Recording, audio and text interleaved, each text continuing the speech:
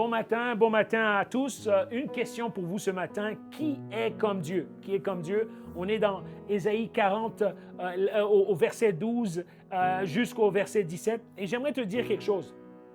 Notre Dieu est le Dieu des situations impossibles.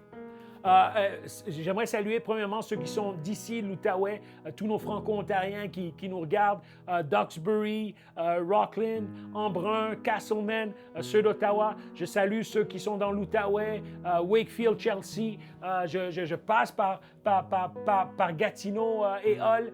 Et je salue ceux qui nous regardent du Québec, Bamako, ceux qui nous regardent de Bamako, de Kinshasa, de Lomé, tout comme de Genève ou de Paris. On vous salue tous et j'aimerais vous dire, Dieu est le Dieu des situations impossibles, qui est comme lui. Et le prophète, quand il dit ceci, quand il parle, quand il donne cette prophétie dans le psaume 40, personne ne le croit.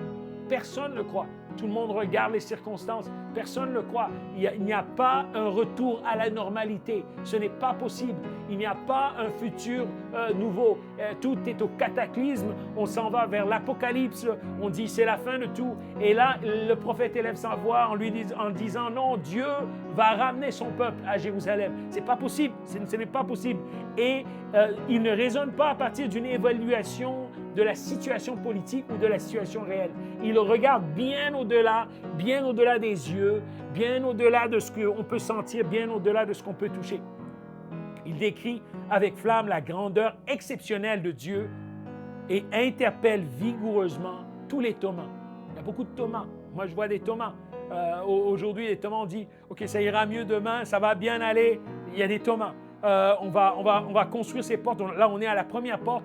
Moi, je me rappelle déjà, il y a des gens qui disent « Mais comment, c'est pas possible? Une jeune église avec un début, on commence avec un début humble et tout cela. Comment une jeune église est capable d'accomplir de grandes choses comme celle-ci? C'est pas possible. Et j'aimerais te dire, ce n'est pas à cause de la grandeur de l'église, ce n'est pas à cause de la qualité, parce qu'on a une qualité de personnes ici, mais c'est la qualité de notre Dieu qui est un Dieu des situations impossibles. Personne ne peut s'opposer à notre Dieu qui est un Dieu des situations impossibles. Et je vois quelqu'un qui me regarde ce matin qui dit « Mais j'ai des situations impossibles entre mes mains. J'aimerais les déposer aux pieds de Dieu. » J'aimerais te dire, on va les déposer ensemble dans quelques minutes. Et moi, je crois que j'aurai des courriels, j'aurai des emails. Je vais recevoir des gens qui vont me dire « Mais Dieu a répondu à des situations impossibles. » J'ai vécu moi-même dans ma vie des situations dans lesquelles j'étais devant ce que moi j'appelle Pharaon, un grand système. Et Dieu m'a délivré de ce grand système. C'était une situation impossible. Même les personnes qui étaient avec moi disent, c'est pas possible. C'est pas possible que tu as eu le résultat que tu viens d'avoir. C'est pas possible.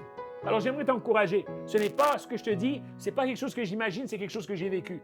Dieu est le Dieu des situations impossibles. Tiens, je vais prier pour toi. Seigneur, tu vois mon frère. Tu vois ma soeur qui est désespérée depuis des mois et des mois, qui est anxieuse depuis des mois et des mois, qui cherche des débouchés depuis des mois, qui a une maladie depuis des mois, qui a une condition depuis des mois. Et toi, tu es le Dieu des situations impossibles. Seigneur, nous mettons ces situations entre tes mains.